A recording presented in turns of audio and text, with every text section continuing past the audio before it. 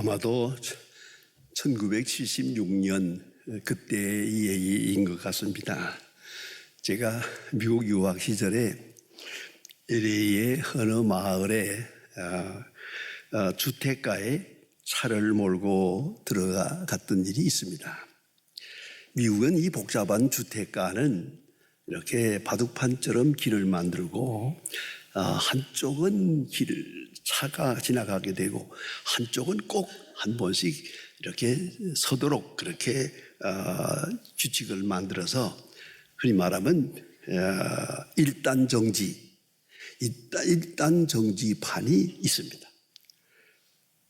그런데 제가 비교적 법을 잘 지키려고 했습니다마는 어느 날 그 마을을 지나가다가 순경을 만났습니다. 차를 딱 세우고 왜 1단 정지를 지키지 않았냐고. 그래서 내려서 보니까 저쪽에서 올 때 나뭇가지에 걸려서 그 1단 정지라고 하는 표식이 안 보여요. 보라고. 나뭇가지에 걸려서 1단 정지 표식을 제가 못 본 건데 내 잘못은 아니지 않느냐 하고 말했더니 순경하는 말이 껄껄 웃으면서 나도 알고 있다고. 그러나 법을 어겼으니까 딱지 떼야 되지 않냐. 그래서 이제 딱지를 뗍니다. 딱지를 떼는 순간에 제가 푸념을 했습니다. 내가 이거 미국 와서 3년 동안 운전하면서 단 한 번도 딱지를 안 떼고 가는데 내가 오늘 이게 처음으로 딱지를 뗀다고 했더니 순경이 껄껄 웃으면서 하는 말이 그건 큰 실수라고.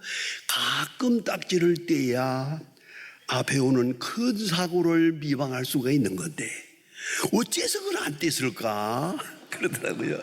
그래서 땡큐 고맙다고 떼라고 딱지 떼라고 그래 했던 경험이 있는데요. 그건 좋은 추억입니다. 여러분 어떻습니까? 가끔 딱지를 떼야 큰 사고를 예방할 수가 있는 거예요. 무사고 자랑할 것이 못 돼요. 여러분 몸도 건강한 것도 그래요. 적당하게 병원도 다니고 수술도 받고 좀 아프기도 해봐야 그래야 건강을 지킬 수 있는 거지.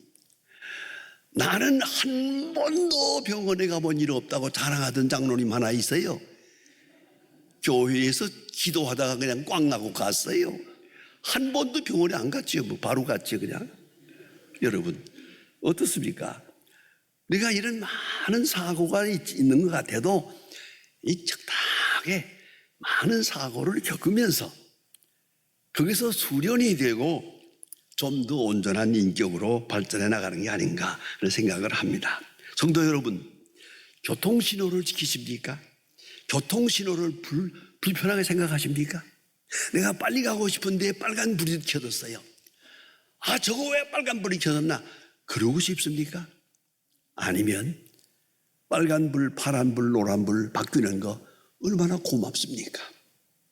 만일에 저 신호등이 없다면 이게 얼마나 난장판이 되겠습니까? 신호등에 대해서 신호등의 규칙을 지켜가면서 고맙게 신호등에 대하여 고맙게 생각할 수 있는 마음, 이게 아주 중요한 것입니다.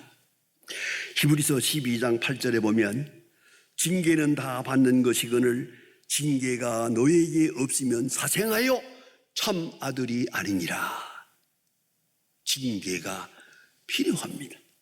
미안하지만 제 아버지가 저를 때릴 때 이놈아 5대 독자가 그러면 안 돼 그리고 때렸어요.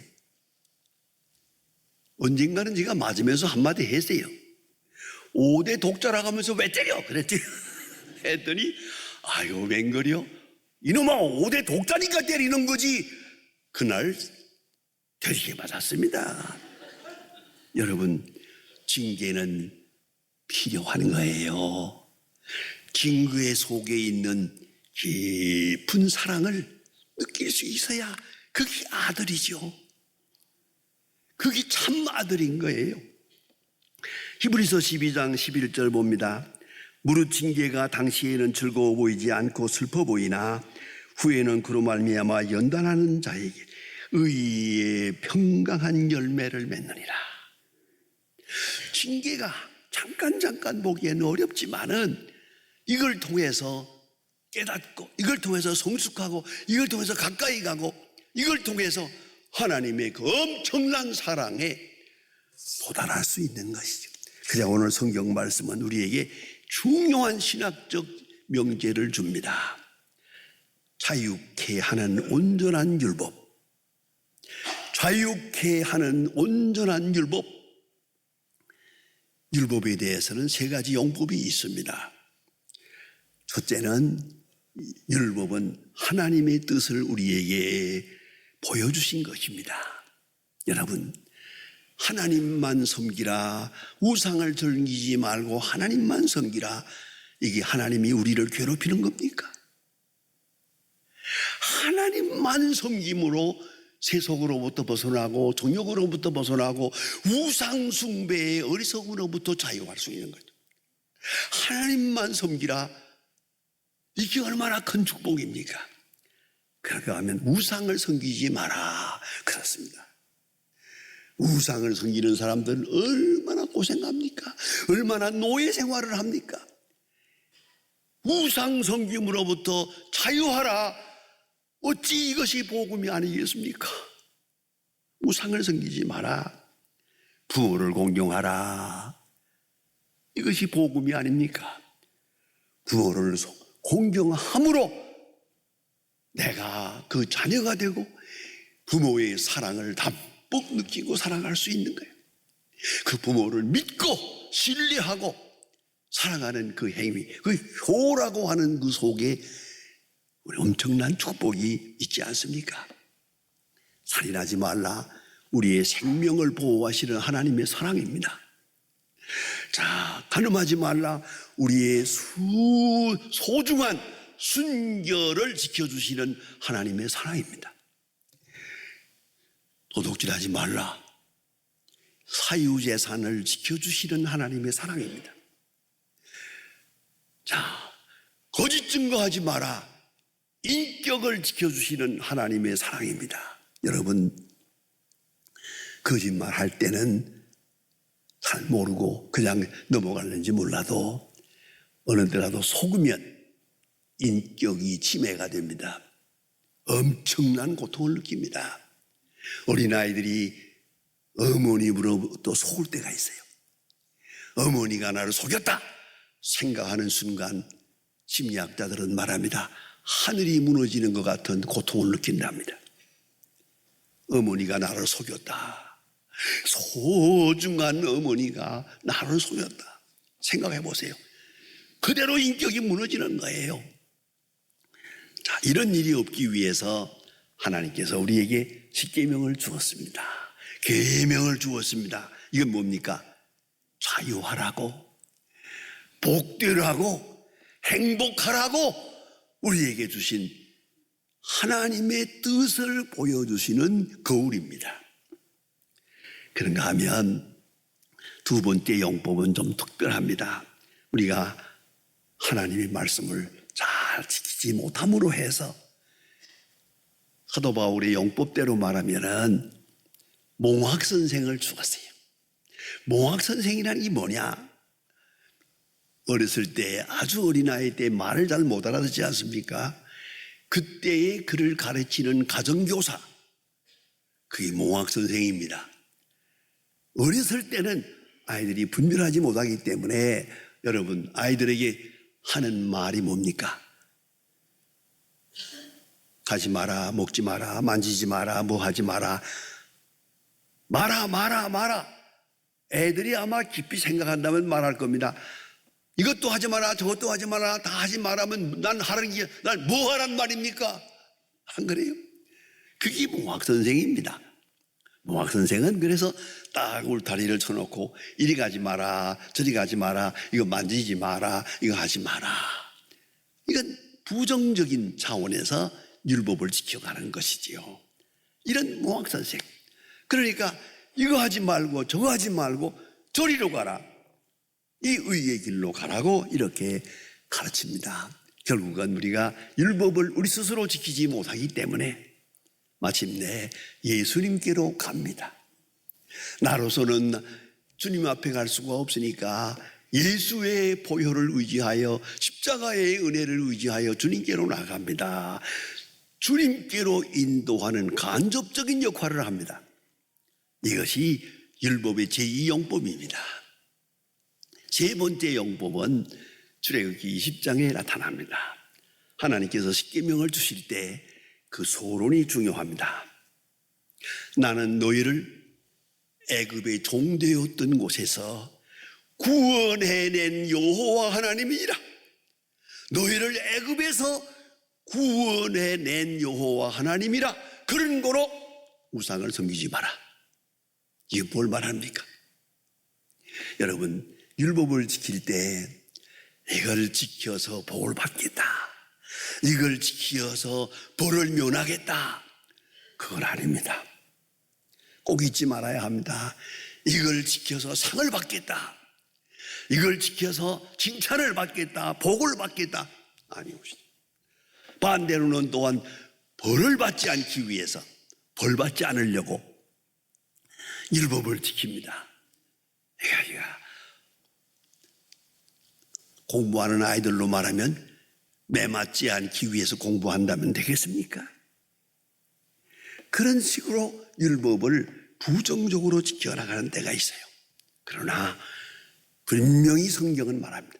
마틴 루터는 그의 해석 중에 가장 중요한 해석, 라지 카타키즘에서 말합니다. 구원받기 위해 율법을 지키는 것이 아니고, 구원받는 조건으로 율법을 준 게 아니고, 구원받은 자에게 주신 것이라. 율법을 준 장소가 어디냐? 애굽 땅이 아닙니다. 애굽 땅에 있는 백성들에게 율법을 주고 이걸 지키면 구원할 것이다, 이걸 지키면 구원받을 것이다 라고 말씀한 율법이 아닙니다. 애굽의 종되었던 사람들 430년 동안이나 노예화되고 문화, 종교, 정치, 심리적으로 완전히 노예화된 타락한 인간들을 구원했습니다. 구원하여 홍해를 건너 광야까지 옮겨놓고 그 다음에 말씀하십니다.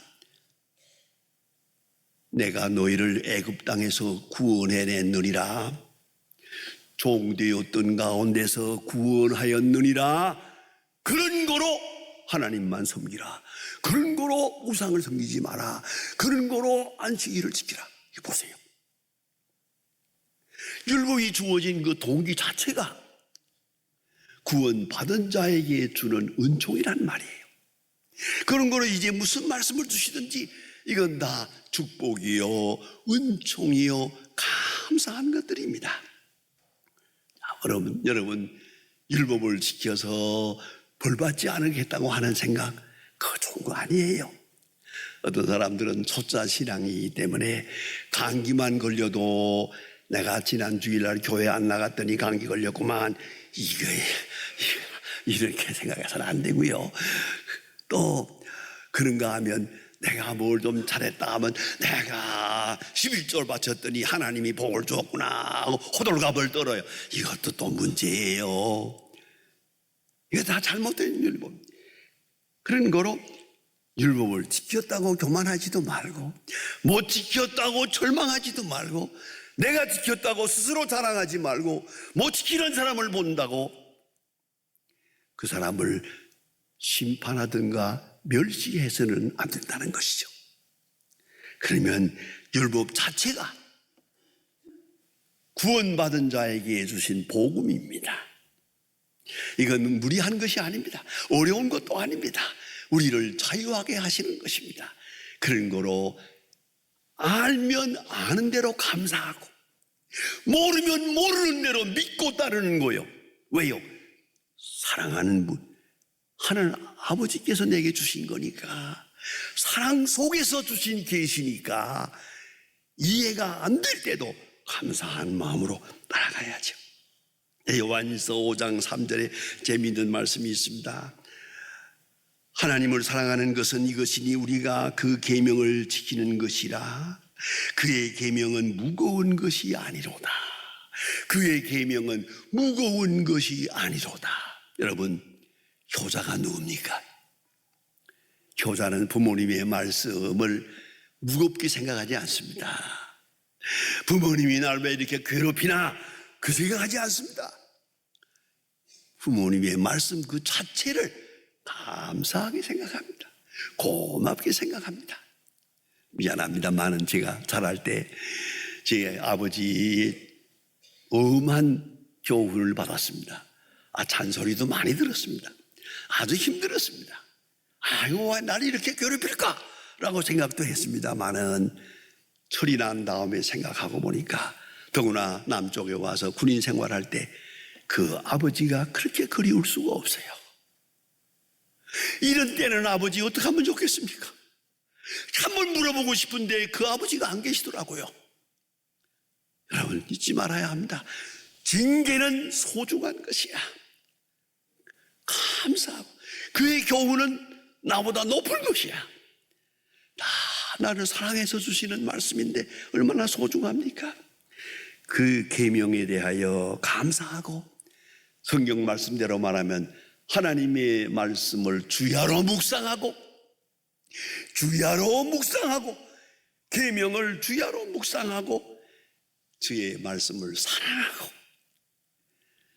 주의 말씀을 즐기는 거예요. 주의 말씀에서 행복을 느끼는 거예요. 성경 말씀을 읽을 때 행복을 느끼는 거예요. 자유함을 느끼는 거예요. 그것이 하나님의 자녀의 모습입니다. 여러분, 너무나 잘 아는 말씀이 있지 않습니까? 김구 선생님이 중국에서 임시정부를 하고 수석으로 계실 때, 그때 너무 살림이 어렵고 해서 한 끼에 저녁 식사 한 번을 만들 수 있는 그런 여유도 없었답니다.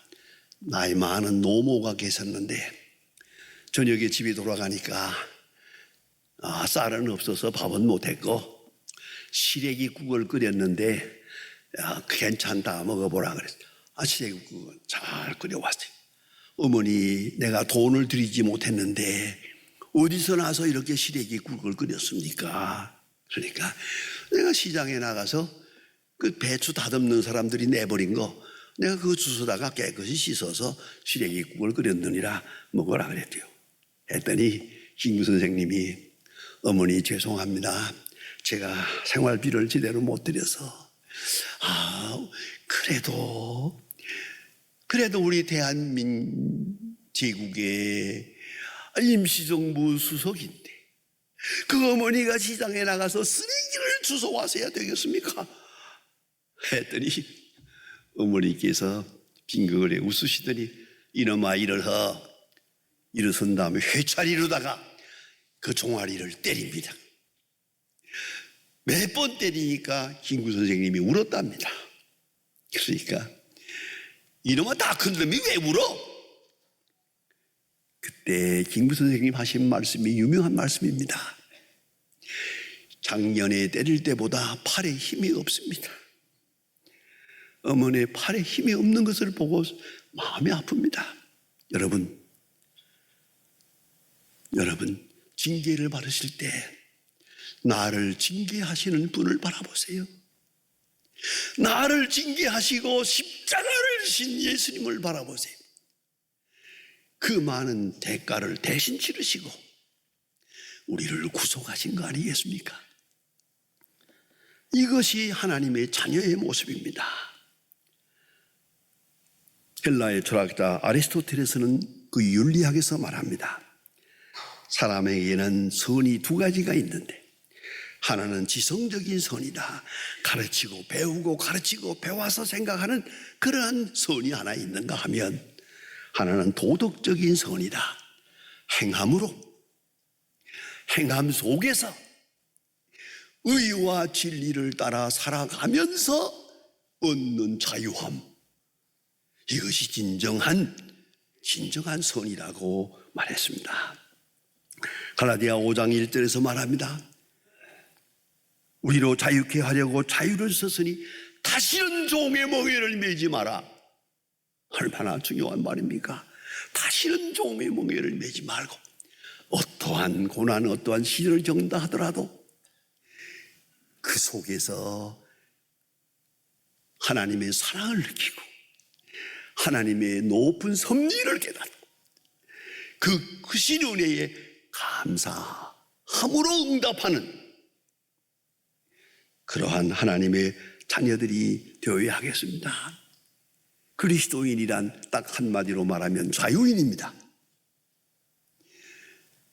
죄와 사망과 율법과 진노로부터의 자유, 죄로부터의 자유, 율법으로부터의 자유, 하나님의 진노로부터 자유, 이것이 그리스도인의 모습입니다.